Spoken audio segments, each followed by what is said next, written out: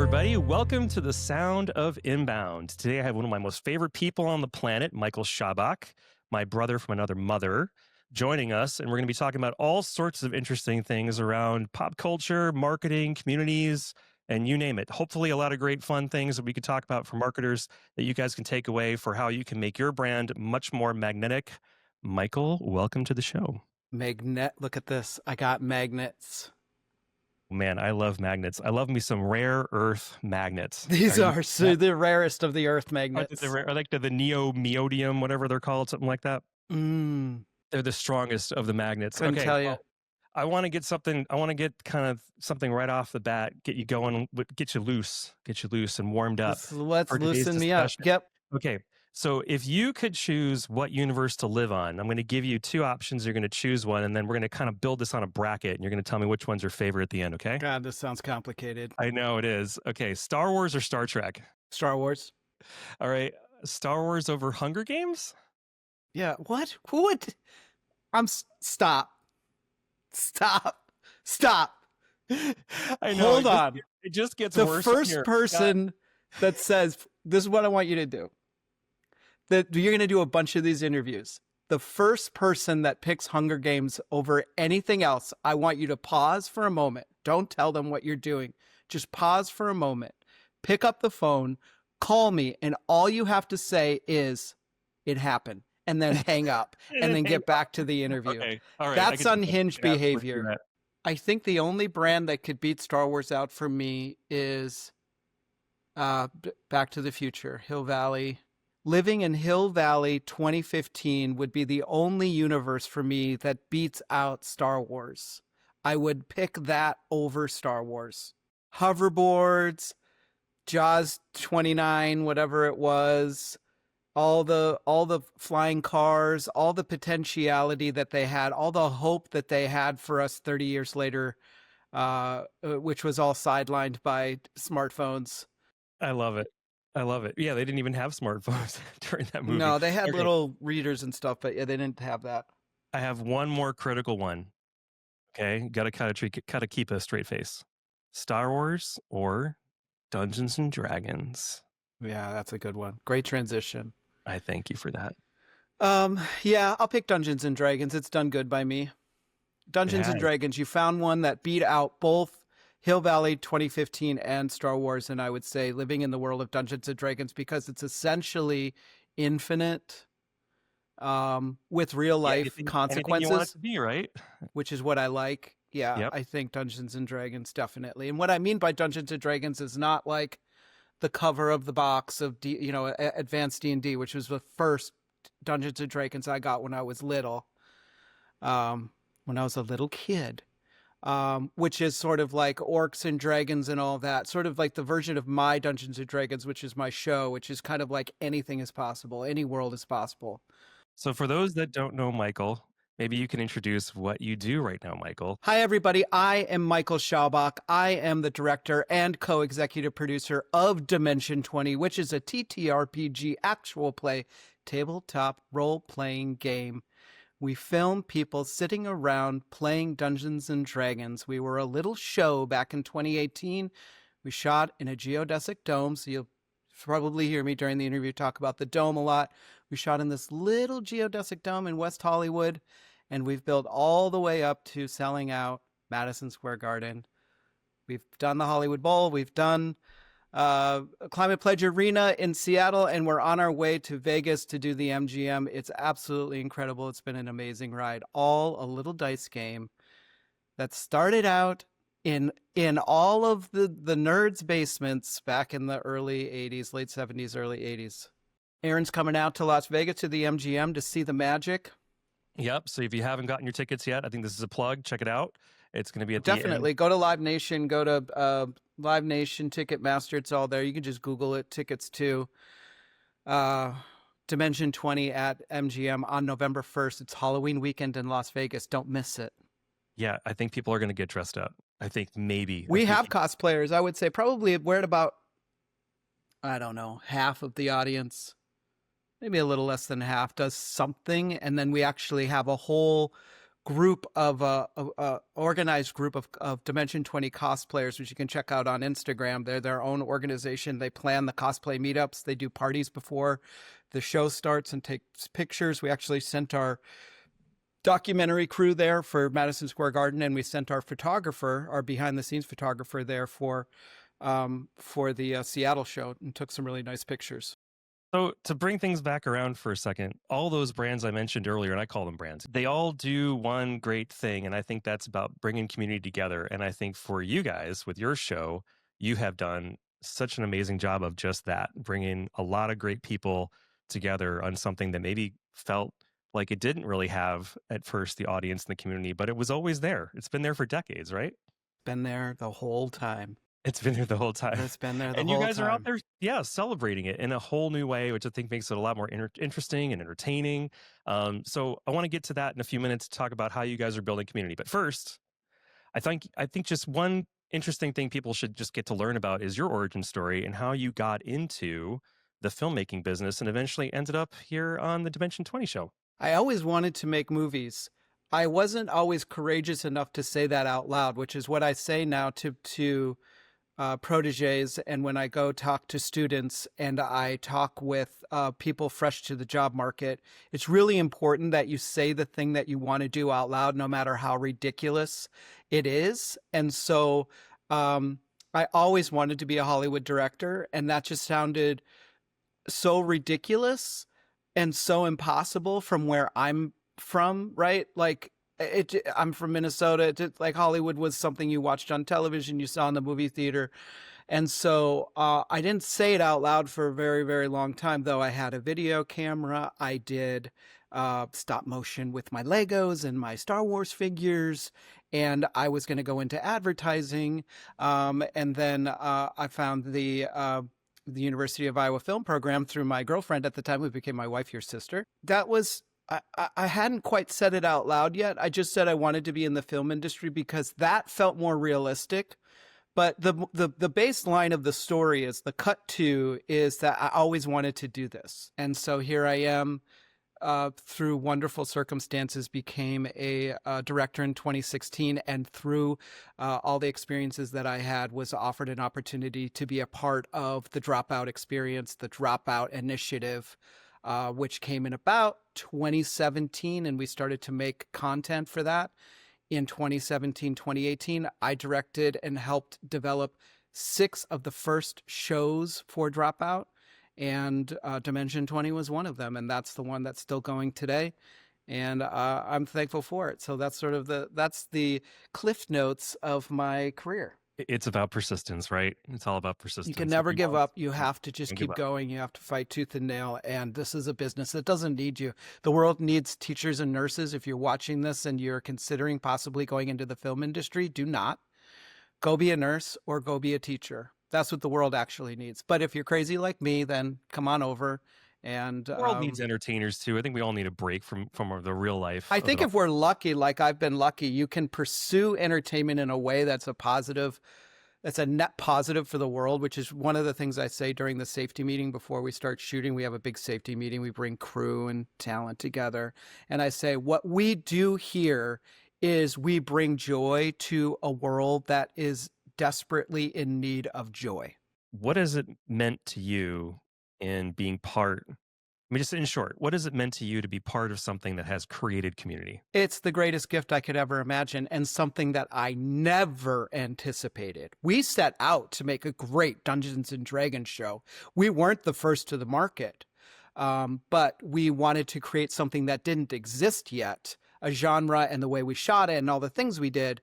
And the fact that it created community, the fact that that's now the main focus of the show, is a tremendous gift that I could have never anticipated. So what I think I want everybody to take away from part of this discussion today is that for me, the apogee or the best place you can bring a brand is when it does create community, because then it has staying power. It's like the ultimate stickiness.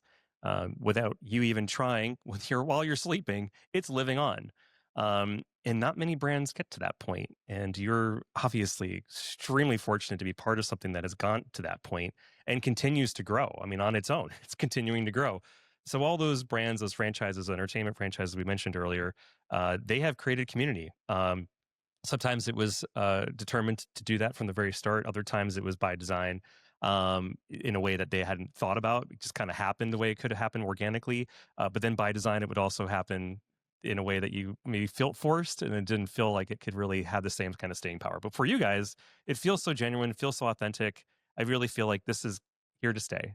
I know you agree, but I'm going to next to ask, how is it now trying to feed that community and keep them engaged? What is that meaning to you? Well, to make sure that the community feels loved, we abide by a certain set of sort of unspoken guidelines, and a lot of it has to do with inclusion. So, whenever you tune into Dimension 20, you're always going to feel included, and you're always going to find something or someone sitting around the table that looks or has a story like yours.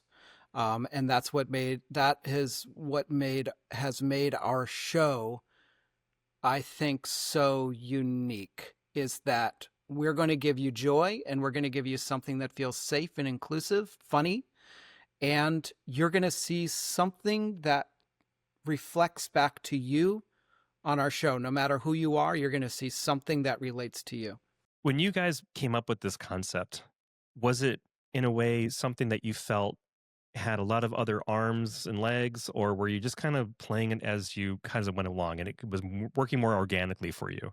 Was there a plan in place essentially, or was it just all fly by seat of our pants? Dimension 20 definitely had a plan. It was developed and pitched by Brendan Lee Mulligan, who's our dungeon master, show creator, executive producer. He had been playing D&D for a long time up to that point and been watching all of the other shows. So when he brought me on to direct, he gave me homework to watch all the other shows. It wasn't about making a show that looked like all the other shows. It was about making something that was different. So there was a pie and there was a missing piece, and he wanted Dimension 20 to be the missing piece of the pie. So we were very specific about the worlds in which we were going to play in, the length of the episodes, and who was around the table. Okay, so this can apply. I know we're talking about Dungeons and Dragons right now, but this could literally apply to any brand, because you have to find your unique selling point, and you have to find, in my mind, again, thinking about what great brands do, have a really compelling story. So there are some things that you had to do to just get ready. It wasn't just about, oh, we're going to do a Dungeons and Dragons show, let's go. It was, you had to do your research. We have to do our research too, no matter what the industry is as well, to make sure you can find that unique selling point in that unique point in space, we like to call it here, so that you have something that you can defend. And say our angle on this is quite unique. And you guys have achieved that. You feel like that positively has happened for you guys? Absolutely. We filled a niche inside of the industry that didn't feel like that it was taking from somebody else's dish. We built a show that didn't exist in that exact way, and we put really unique characters around the table. Obviously, we had Brendan Lee Mulligan, which whatever he touches turns to gold. And we gave the TTRPG audience something different to watch, something that was that felt, it just felt different than from what was out there, but it wasn't in competition. This is a funny industry. This is a funny genre, and that the viewers of this genre just want more. So we were never taking from someone else, but rather we were helping carry the water. So how do you keep it sticky? How do you keep people wanting to come back? Because that, to me, community, of course, again, as I said earlier, absolute epitome of what you want to do in a brand. But at the end of the day, you want to keep it interesting for yourself and for your crew and for everyone else that's working on the show. So what kind of things are you doing right now to think more brand level to get people to think, okay, I do want to continue to stay engaged in this. It's really exciting. And they're always trying something a little bit different. Well, we always rely, the way that we keep the show sticky is we always rely on our core truths of the show, which is inclusion, comedy, and having a diverse table. As far as the technology is concerned, that's been a really fun exploration. We've just gotten better with the types of cameras, the way that we've shot things, sound design, music, the editing of it. We've really refined down to something that is now what you could call like a Dimension 20 look and feel, which you'll see a lot of shows now are also trying to emulate, which is just a really great compliment. But by relying on those pieces, that's where we find the variables. So it's the people around the table and bringing in new cast members, fresh faces, loved faces in the Dropout community, and also the storylines, the worlds that we build, thinking, because we do mashups basically. So we do like John Hughes meets High Adventure, we do Candyland meets Game of Thrones. So that's sort of like the mashup element, the comedic element, which is like, this is a good story. Where's it funny? So it's always looking for ways to find the comedy in it, because Dropout's a comedy brand and Dimension 20 is a comedy Dungeons and Dragons show. Comedy brings us together. It really does. It opens up all new worlds. I was going to ask you about the production quality of things. So just the other day, Mike was, I think, on a camping trip, or was out. He was out and about. He was in a hotel room and he put something on his head. And all he did, I'm not joking, guys. He literally just put something on his head. And that got like 1,000 hits or something. Like, I don't have Do you want to know the stats? Okay, I will want to know in a second. But when we think about production quality, the amount of effort that goes into people who really care about the business of having quality entertainment and everything feels very professional, the folks that work behind the Dimension 20 show and all that kind of stuff, the work that we do too. I mean, there's a lot of dedicated folks here that try to put a lot of effort into what the output is. And then Mike goes and puts something on his head. So I don't know if you feel like there's I don't know if you feel like there's any real like discussion here when it comes to the amount of production quality that has to go into a really quality show, or is it just the content? And I just wanted to get your take on it. I'll tell anybody fresh out of school, just do something that's authentic. So me putting something on my head is authenticity. When it comes to making a TV show, I put something on my head for the world to watch for free, right? But when we're making a TV show, Dimension 20, I take people who are investing in our show with their actual money very seriously, and I want to give them a quality back to them that reflects the amount of money that they've invested. So when it comes to all of these things are about authenticity. We are authentic at the table with really nice cameras, and I am authentic in the hotel room putting a cup of cups on top of my head and eating cashews. But again, that's the honesty. That is the peek into something that's real and authentic that I think works for both sides of it. But yes, for new filmmakers, make movies on your phones. Just be making content always. Don't worry about quality in the beginning. Just be making something. No, it's unfortunately it's quantity over quality in the early days for a lot of folks out there, because you got to experiment. If you don't experiment, you're never going to know what's going to work. It's all about mileage. You got to just get the try, bad stuff out, and then you'll build yourself up to putting a cup on your head and somehow getting 76,000 views. It's up to now. I think something like 7 days of watching. It hasn't even been 7 days since I've done it. Yeah. So tell us the stats. So for everybody who haven't seen it yet, is it on TikTok and on Instagram? It's on Instagram. It's on Instagram. And I what's don't your do handle the on Instagram? TikToks for no reason other than I can only really focus on one thing.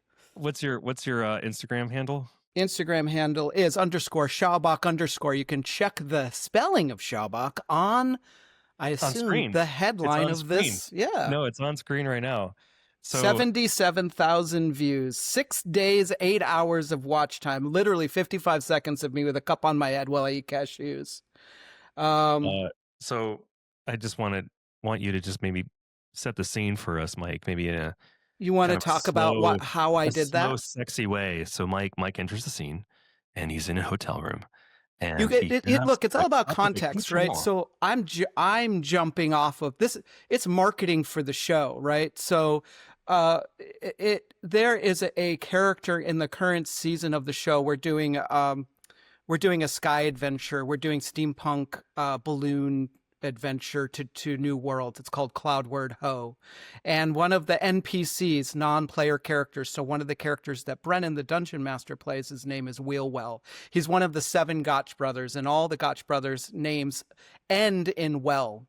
Brian Murphy plays Maxwell, who is a PC, and his brother Wheelwell is on the ship. And Wheelwell went to Biffmore to study repose standing. So very proper standing. And during one of the adventuring parties, which is the talkback show we do after every episode, Lou Wilson, who's one of our players, and also the announcing voice for Jimmy Kimmel, an outstanding person. They started to put props on their head because everything for this genius group of people, everything is in play. And they started to put props on their head and balance props on their head. And somewhere in there, Lou said, let's make this a thing. Everybody at home do the wheel well challenge where you have to put something on your head and do a menial task. And so I was in a hotel room. I saw that. I stood up. All I had was the stack of cups, and I ate some cashews from camping. No, it wasn't just a stack of cups. It was all the accoutrement for your coffee and your tea. Yeah, it was the creamers and sugars and straws. The creamers and the sugars. And it was all in there, and he just puts it on his head. And I think everybody's waiting for it to fall. And I don't want to tell you everybody what happens. You have to go and check it out. Got to go check it out. I'm going to let you anticipate. We're not going to spoil it here. No, we're not going to spoil it for you. There's no spoilers here. You got to check out _Schaubach_ and check it out. When we put videos out there, of course, I'm like you. I want to know what's going to work. I'm going to try anything. So have there been some things that have been a hit and a miss when it comes to Dimension 20 stuff? Yeah. I mean, we're 25 seasons into the show. I've personally directed over 220 episodes of it. It's not going to be perfect every time. But I wouldn't say that we've necessarily missed in a big way. There've been probably little hiccups along the way and us finding our footing, especially during the lockdown and having to do remote versions of the show.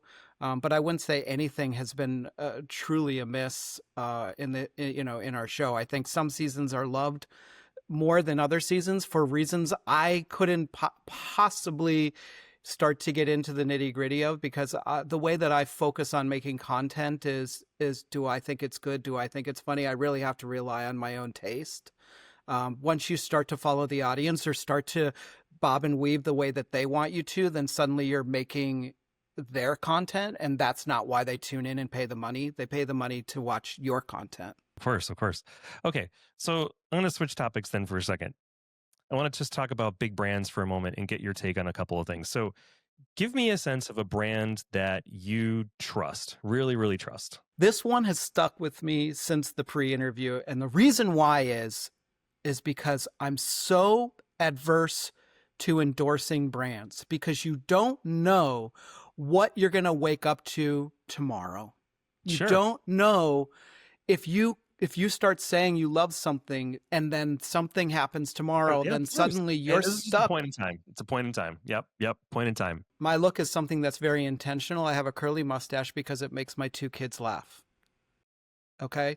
It's also now become a part of my brand. I'm curly mustache guy, and it is a whole look. I had a hairstylist that helped me with my hair one time. He said, I think we can give you some more volume. I have very boring flat hair. And he said, we're going to grow it out and I'm going to teach you how to style it. All of these things, even if people don't realize it, your look affects people in a way that is subconscious. Sometimes it's conscious and they go, oh, but most of the time there's something about you that they can't quite put their finger on or don't even know, but there is something about you that creates a magnetism. And so when I started to do my hair and when I started to do my mustache, I realized that I had to lock in a look, because when you're a director on set, you are the barometer for, is everything okay? People want to know if this thing is off the rails or if we're fine. And if your hair is messed up during the day, or your mustache is like one thing's down if you have a mustache, or things just aren't looking good on you, they start looking at you like, oh, this thing is off the rails. So I realized very early in my directing, I had to lock in my look at 6 a.m, and it had to be there at 10 o'clock at night, right? Like a full day. So I want to talk to you a little bit about products that I like and that I use as part of my personal brand. And I'm fine endorsing all of this because these are not major brands. And I'm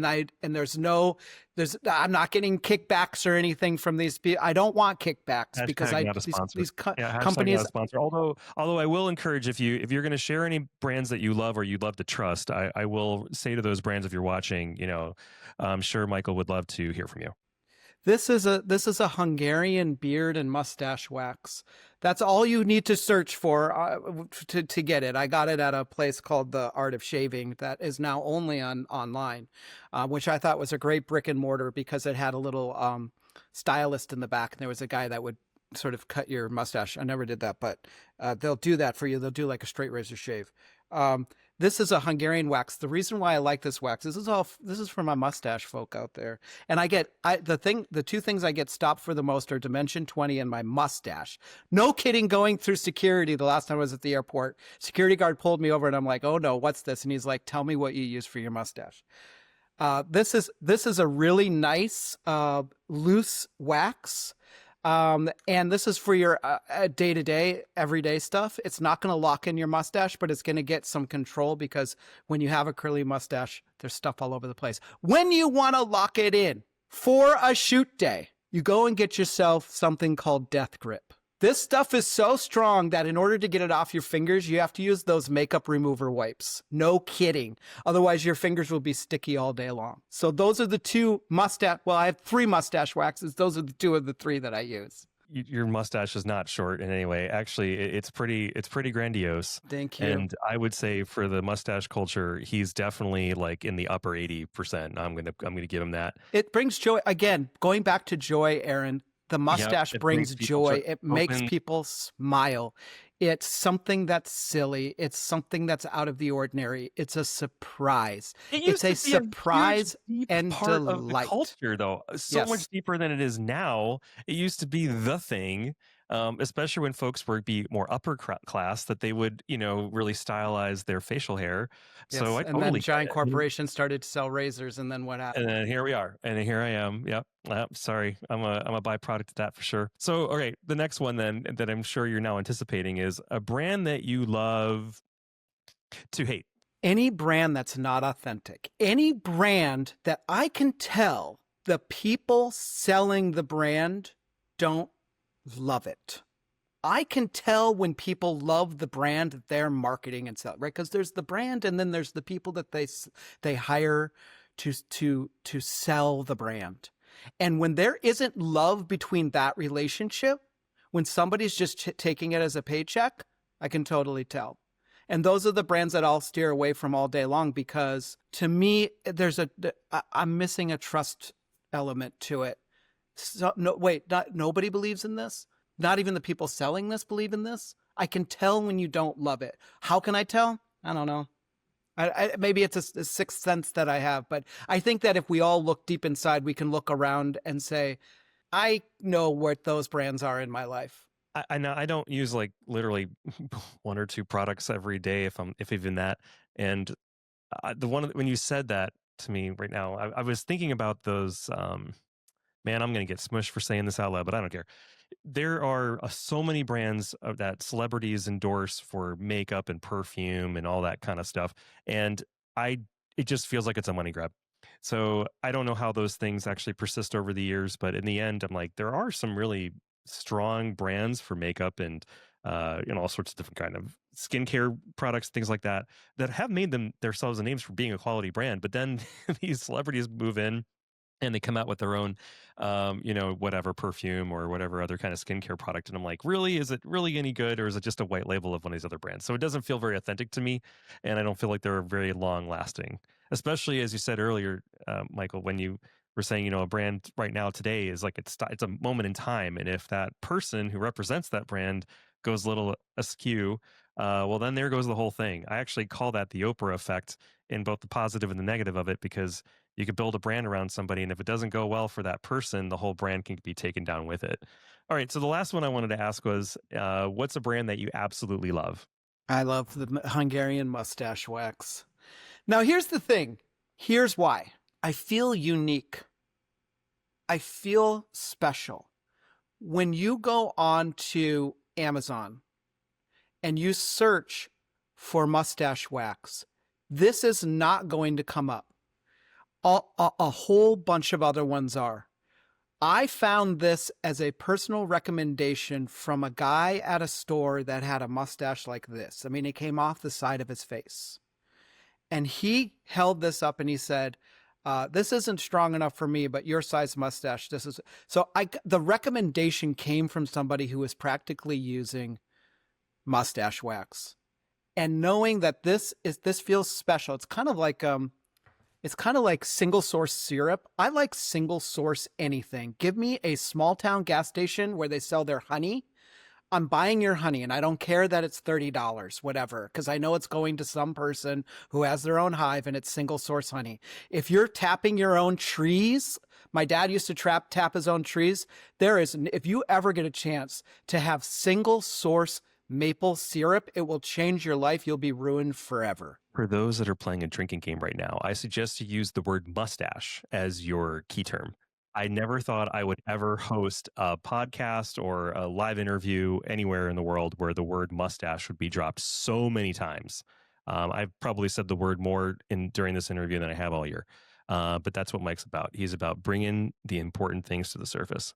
So, are there some things that you're feeling like the world of marketing is not really getting right now, that you feel like if they would just XYZ, that they would make things a little bit better for any of the brands that you interact with? Are there some things that you would like to recommend you see would work better, things that you might have learned during the Dimension 20 work that you guys do, or other things that you might recommend that you're just saying as an observer living in as a both B2B B2C kind of person? What kind of lessons are you learning out there that you think people can improve on? The biggest lesson that I've learned in my career and watching other brands and consuming brands is authenticity and bringing it back to authenticity and love. I can tell when you don't love it. We love our show. Everybody that makes our show loves the show. And our audience not only loves the show, they love that we love our show. And they can see that we love our show and that we love each other. And I think that that is an interesting element that a lot of big brands don't take into consideration, which is how are the people at the company treated? And I think that's a big thing nowadays, which is they want the whole architecture of the brand. Is this thing that I'm buying? They're great shoes. They fit well. Where are they made? So Yeah, absolutely. Who makes them? Yeah, and how they're made and why they're made. Authenticity, being genuine, to me, is the way to something successful, because at the end of the day, it's not just a paycheck to you. It's not just a 9 to 5. You're giving your whole heart and soul to something that you truly believe in. I met the most passionate person that I've met. One of the most passionate people I've ever met is somebody was a marketer for Pfizer that I met. I don't remember, but they were so passionate about their pills. They were like, this pill is going to save lives. There was a passion there that was like, I believe in this pill that I'm in charge of marketing. And it was just like, whoa. What do you define success to be to you, especially today? You've been in the industry now for quite a long time, but in general, how do you define success? When I was younger, I thought it was going to be the string of credits that I would eventually have. I thought it was going to be looking back at the landscape of my work and seeing a bunch of titles that I have worked on, the things that I am proud of. What I actually look back on and what I'm actually proud of are all of the people that I worked with. Everybody that I made those products with, those shows with, that is what I am most proud of. That's the thing that brings me the most joy, is thinking about all of the people that I've worked with. Okay, I love that you bring this up because AI. When we're talking AI, everyone's talking AI. Well, we got to talk AI. But one thing that I share that with you, that if you're looking to measure success, it's about the people that you surround yourself with, for sure. There's a lot of folks right now that say, oh, these jobs are going to get replaced by AI and we're going to not have as many people doing as many things. So for me, there's a lot of, there's so much value in building a strong team and focusing on that, and then committing to that team and trying to make sure that they're being served as best as they could. And I don't feel right now that there's many things right now in my world, at least, being replaced by AI. I think it's making our jobs easier in some cases, and getting us to the endpoint a lot faster. But when I think about success, I'm sharing that with you. I really do think it's about the people that you surround yourselves with, and not just about getting to the endpoint, like you were mentioning, just a credit on screen. So just getting a lot more crap done, that doesn't make any sense to me as far as a success measure. But for me, I'll just share as well, what success is for Aaron is enjoying what you do.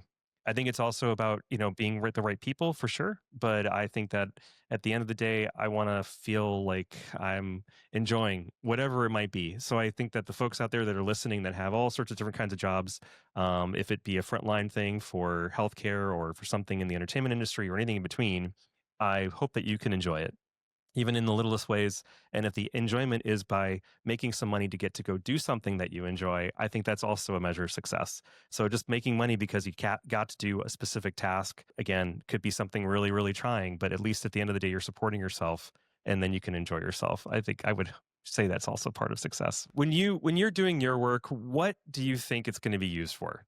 Where do you think you're going to incorporate AI into your production workflow? Four horsemen of the apocalypse. When we think of them, we think of these ghost-like ring wraith, gigantic skeletal creatures coming down from the clouds, fire and brimstone, blowing things up and sending fire upon the earth.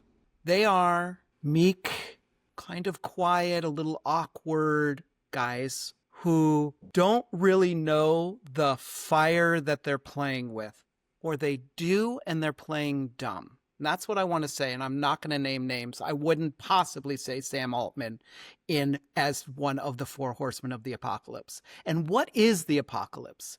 I'll let you ponder that.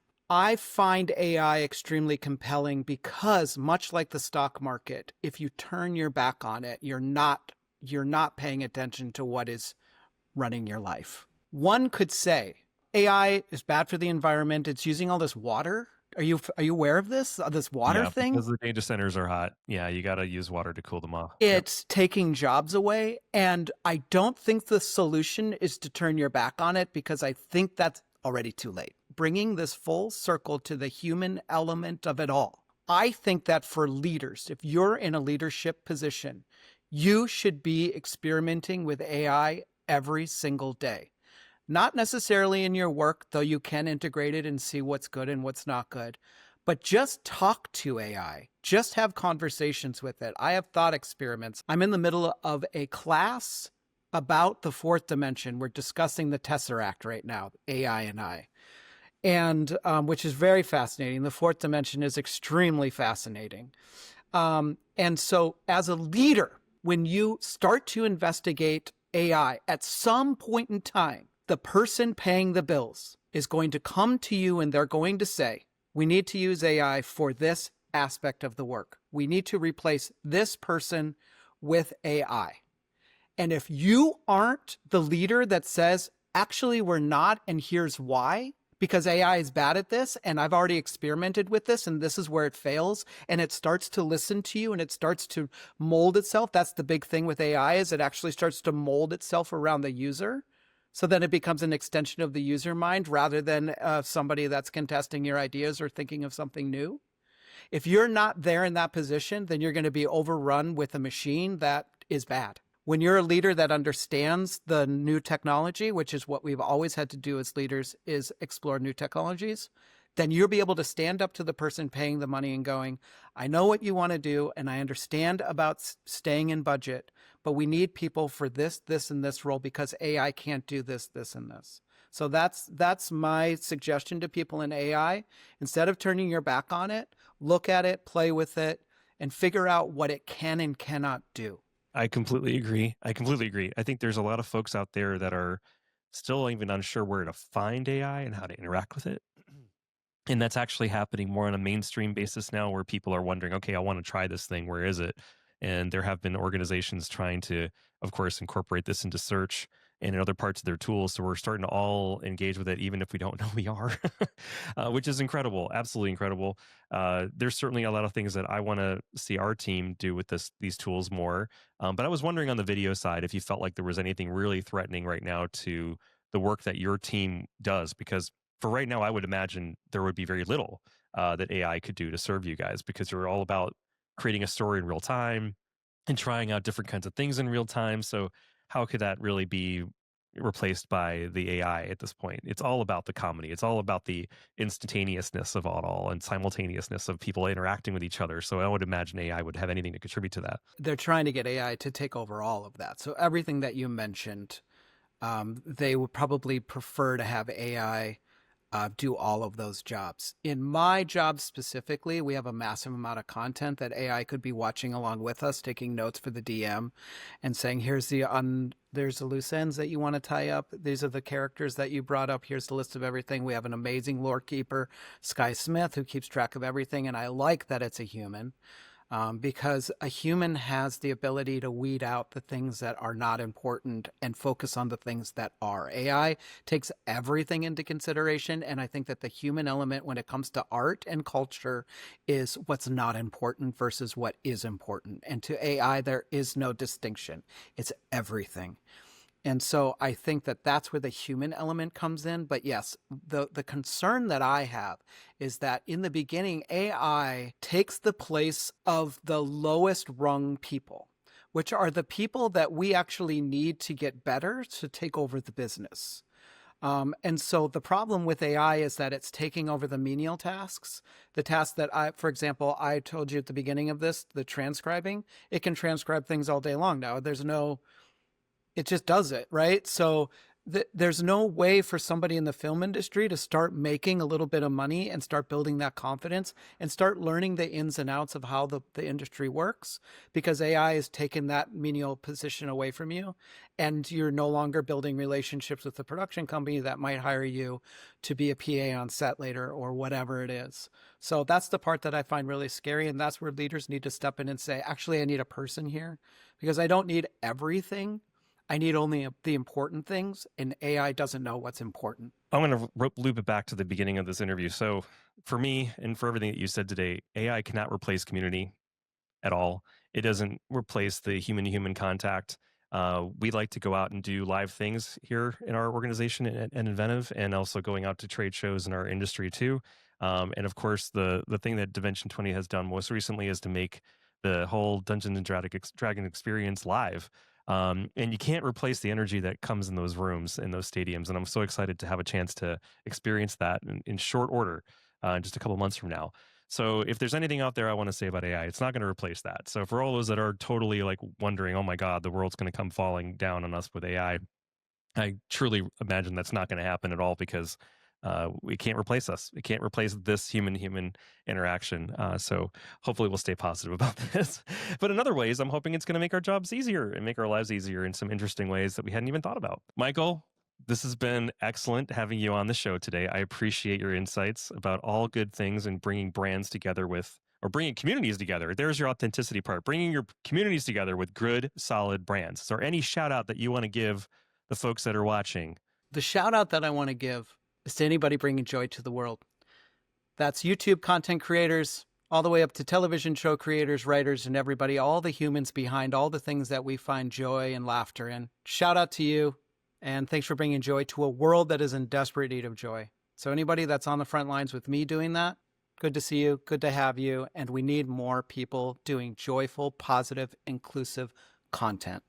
And if you want to see Mike and his team do some joyful, positive, amazing content, join us on November 1st at the MGM Grand in Las Vegas and experience it for yourself. Or just go to Instagram _Schaubach_ and watch him put something on his head. I'd like to again thank Michael Schaubach for joining us today. You can visit his website at michaelschaubach.com. You can also go to dropout.tv and check out the Dimension 20 show. It's fantastic. So you haven't seen it before, please go check it out. Michael, thank you so much for joining us today. I really appreciate it here on the Sound of Inbound.